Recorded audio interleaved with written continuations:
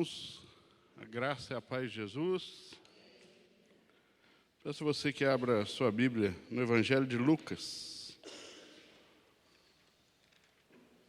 Evangelho de Lucas, logo no início, os primeiros versos.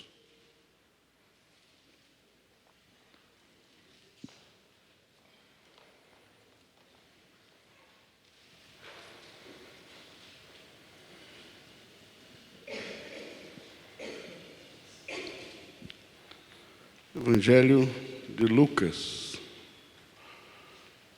capítulo 1, verso 1. O Evangelho de Lucas começa assim: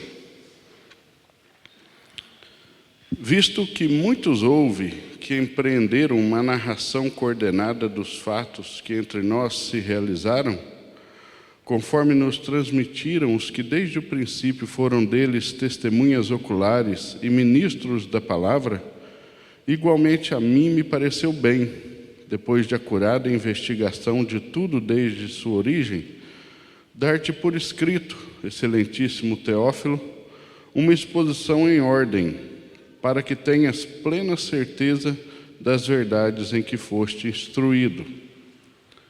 Amém. Esse cabeçalho, esse prefácio do Evangelho de Lucas é diferente dos outros 4 evangelhos, bastante diferente. Os outros evangelhos normalmente já entram na narrativa dos fatos, mas não fazem assim uma apresentação de destinatário, como aqui faz, e nem apresenta metodologia do autor, Aqui o autor apresenta a sua metodologia também. É diferente dos outros evangelhos nesse sentido. Mas escondido aqui, ou melhor, exposto aqui, nesses 4 pequenos versículos do evangelho, e o evangelho não vai começar a partir dos 5, ele começa realmente no 1, quando o autor está fazendo essa apresentação, esse prefácio, nós temos aqui lições preciosas para nós. Primeiro, nós vemos aqui que Lucas está dizendo que antes dele, outros empreenderam, tiveram a iniciativa de escrever sobre Jesus. Provavelmente ele pode estar se referindo já ao Evangelho de Mateus e de Marcos, ou até mesmo a algumas cartas do apóstolo Paulo que já estavam escritas quando ele foi publicar esse Evangelho. Mas ele transparece aqui algo muito significativo para nós, no verso 1.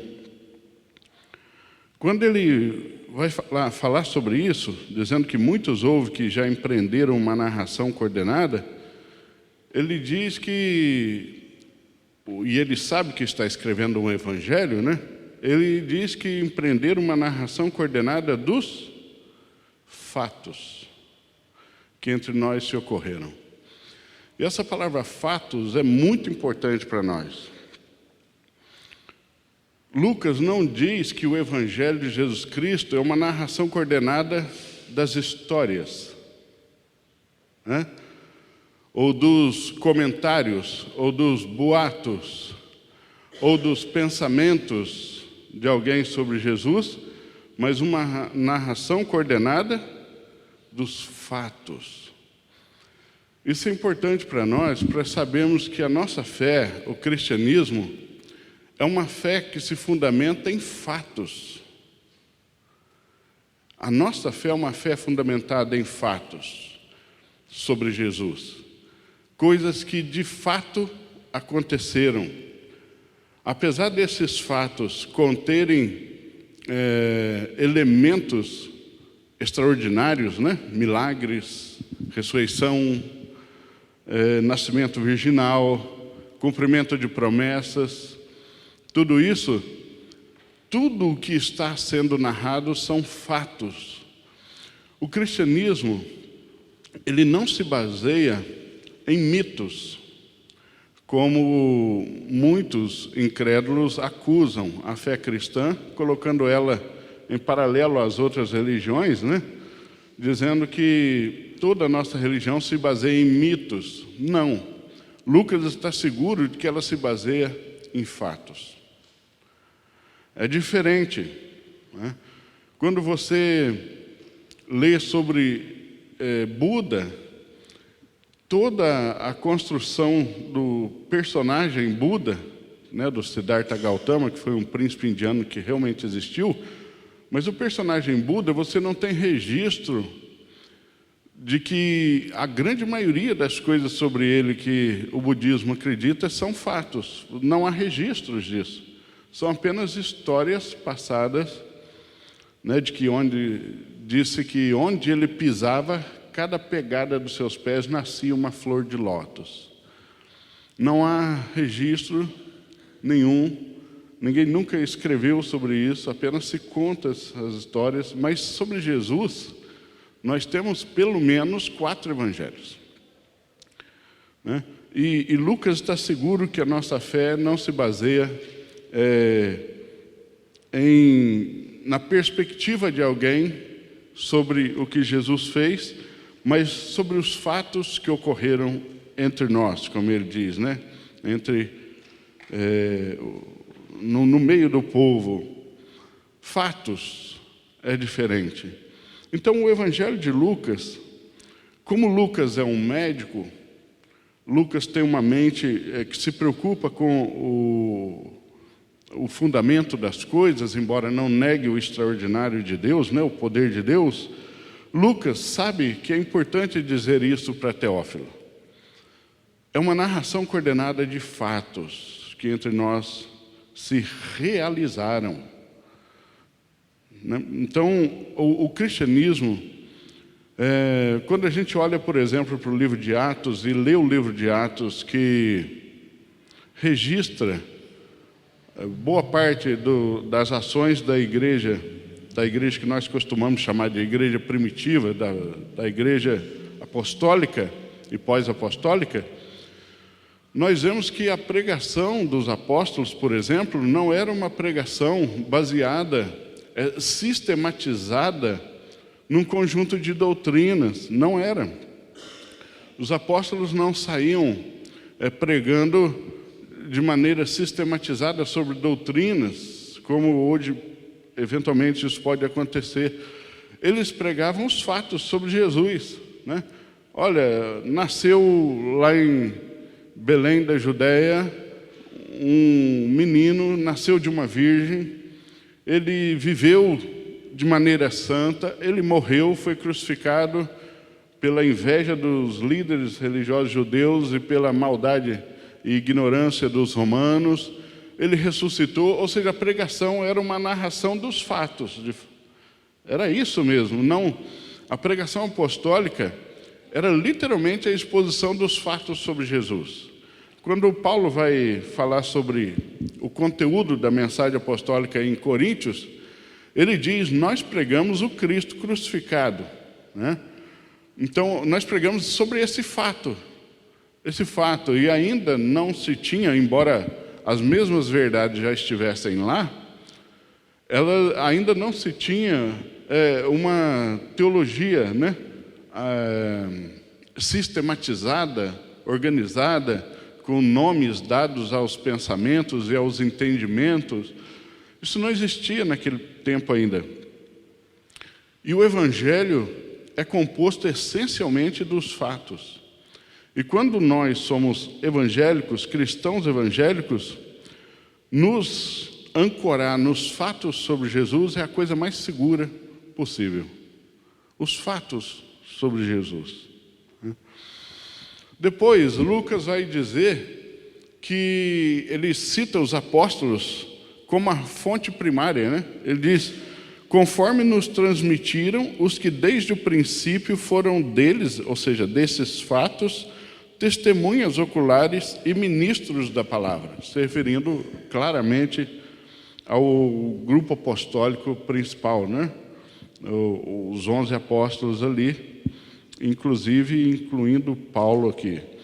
e depois o grupo apostólico estendido, como alguns preferem crer, né? Que não eram apóstolos escolhidos por Jesus, mas Lucas, que foi um dos braços direitos de Paulo, Marcos, que foi o braço direito de Pedro em Roma, né? Tiago, que era irmão de Jesus, se tornou um dos líderes junto com os apóstolos em Jerusalém, ou seja, o corpo de líderes principal da igreja.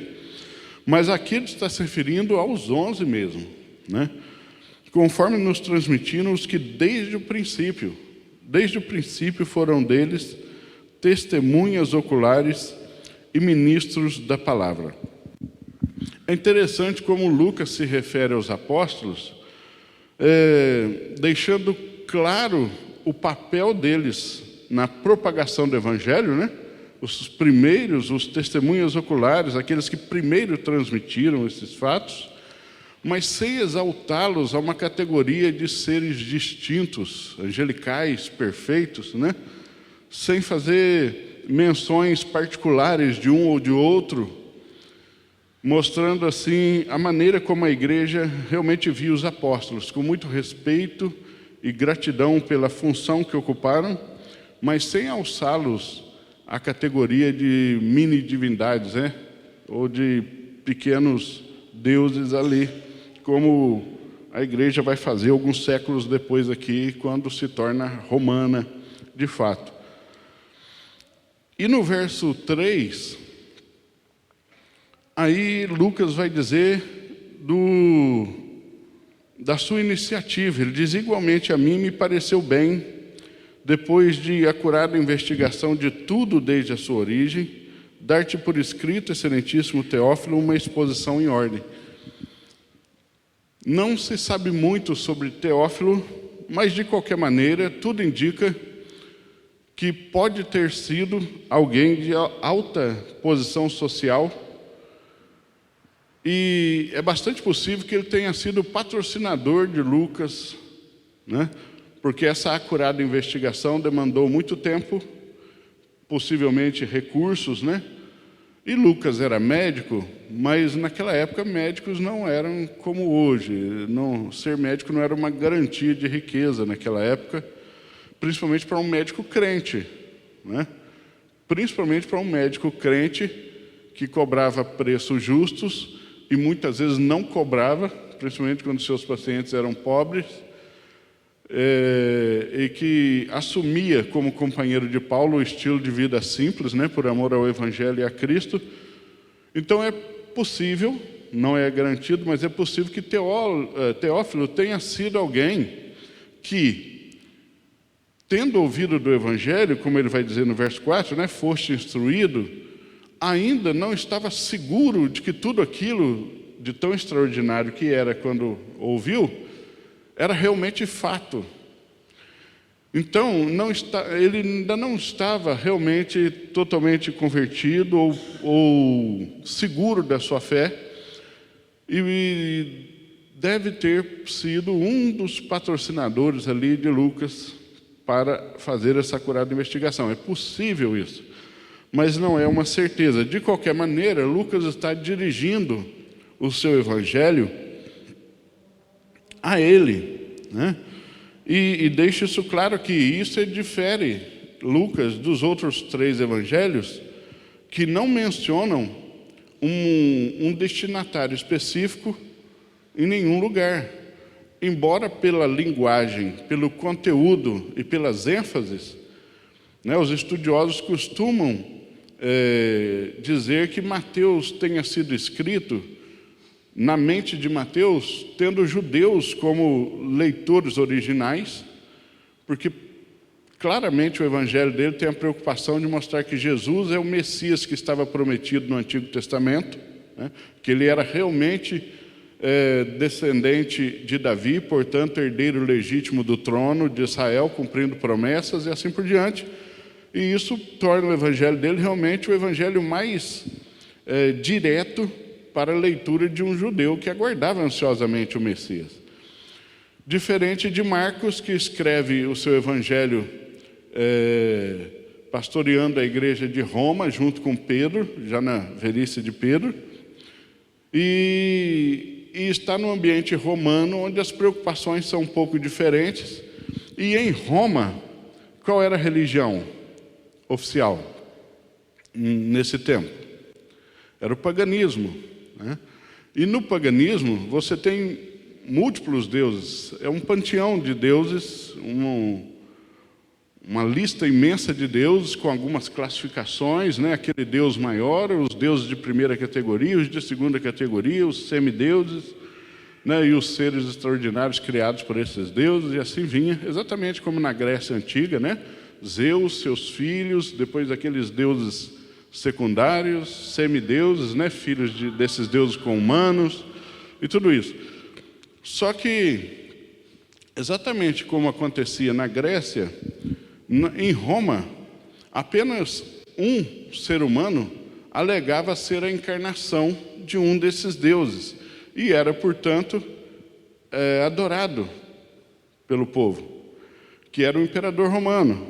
O imperador romano se dizia a encarnação, né, de Júpiter, o deus maior, o equivalente de Zeus lá na Grécia, e, portanto, exigia ser adorado. Em quase todas as religiões politeístas que têm um Deus maior, você sempre vai ver uma personalidade humana que alega ser a encarnação desse Deus maior, exigindo adoração. No Egito, você tem um faraó dizendo que é a encarnação de Horus, né, de Ra, o grande Deus, o maior dos deuses, de Ra.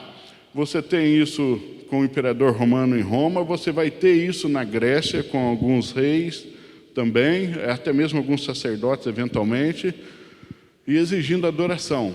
Então, em Roma, na época em que o Evangelho está sendo escrito, e no momento em que a igreja está crescendo ali, mas ainda clandestina em Roma, você está numa época em que o imperador é considerado Deus na terra e é adorado pelos romanos. E os cristãos se recusam a adorá-lo como Deus, acertadamente, né? Sabemos disso. Então Marcos escreve um evangelho que claramente busca deixar claro para quem lê que o único que é realmente Deus encarnado é Jesus Cristo, e não o imperador, e que ele é o único realmente digno de ser adorado. Então a ênfase de Marcos é na divindade de Jesus, né? Tanto que o chama de, a expressão preferida de Marcos para Jesus é o Filho do Homem, humano, mas Deus. E você tem João que escreve o seu evangelho quando está pastoreando em Éfeso, e Éfeso ficava na Grécia naquela época. Então, pastoreando uma igreja de maioria grega, com mentalidade grega, João escreve um evangelho diferente dos outros, porque, claramente, obviamente, os seus primeiros leitores seriam de mentalidade grega. Então, ele usa termos da filosofia grega, cunhados pelos filósofos gregos, como a palavra logos, né, que nasce ali com Platão.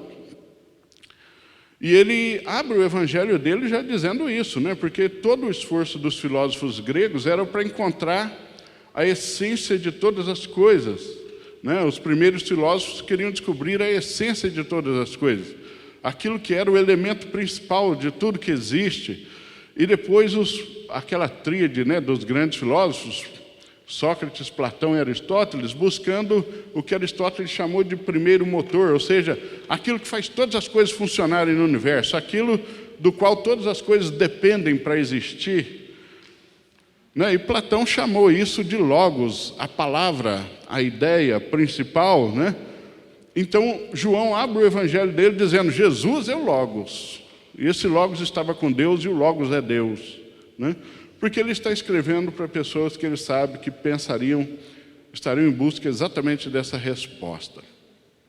Isso é tão interessante, tão perfeito, e chegam os 4 evangelhos para a gente, justamente porque eles reafirmam uns aos outros e se complementam no evangelho pleno de Jesus, mas Lucas é o único que, diferente dos outros 3, diz que o que ele vai falar em seguida, né, o evangelho dele, que aqui ele está abrindo o evangelho, ele está praticamente dizendo ao seu leitor que o fruto do trabalho dele, do que o leitor lerá em seguida, diferente de Mateus, Marcos e João, ele não esteve lá pessoalmente, ele não foi uma das testemunhas oculares, como Mateus, como João, ou como Pedro, de quem Marcos obteve pelo menos a grande parte das suas informações para escrever o Evangelho.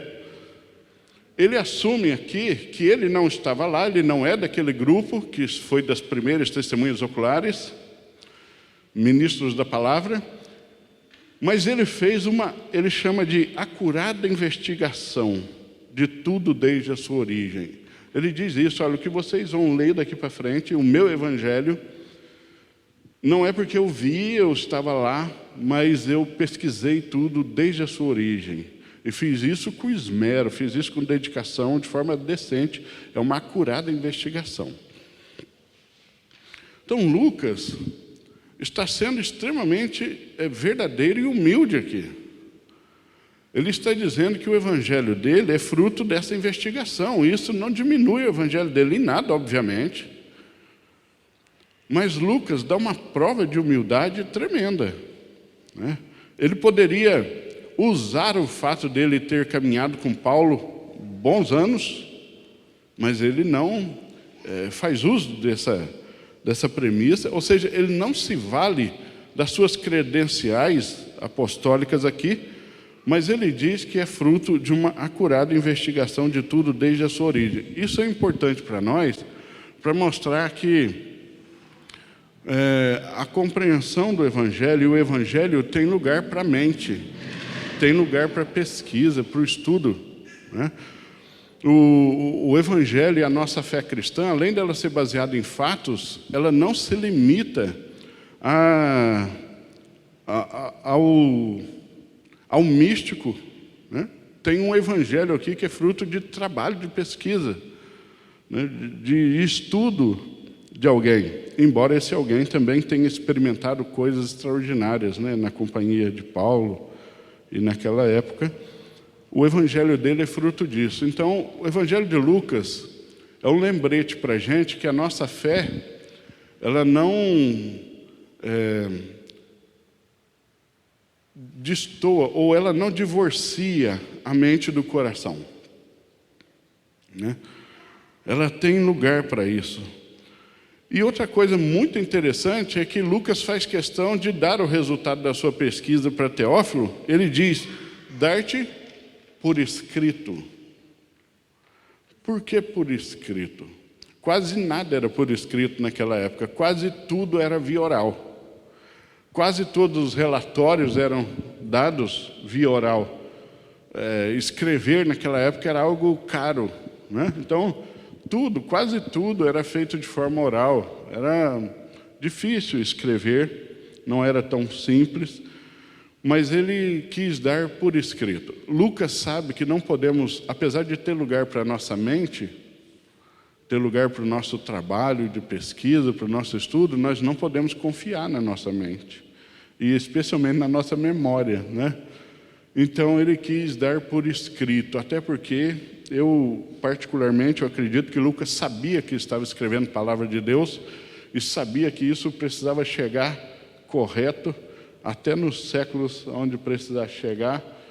E se fosse transmitido tudo esse resultado dessa pesquisa de forma oral, isso se perderia certamente. Então Lucas dá por escrito, é a garantia de que Lucas quer que nós tenhamos segurança do trabalho dele e dos fatos que desde o início se realizaram lá.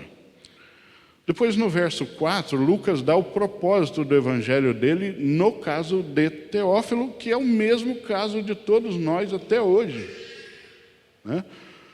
Lucas deixa claro que o propósito do evangelho dele, citando Teófilo como o primeiro leitor, né? O leitor original, é para que tenhas plena certeza das verdades em que foste instruído. Ou seja, o propósito do Evangelho de Lucas é colaborar ou trabalhar para que as nossas dúvidas sejam dirimidas, sejam solucionadas.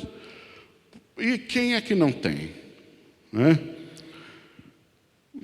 Todos nós temos que caminhar em direção ao que Lucas está chamando de plena certeza das verdades. Plena certeza das verdades. Que é o que Paulo vai chamar depois de pleno conhecimento de Cristo, né? Até que todos cheguem ao pleno conhecimento da verdade, à estatura de varão perfeita, ao pleno conhecimento de Cristo, e ele chama assim lá na frente.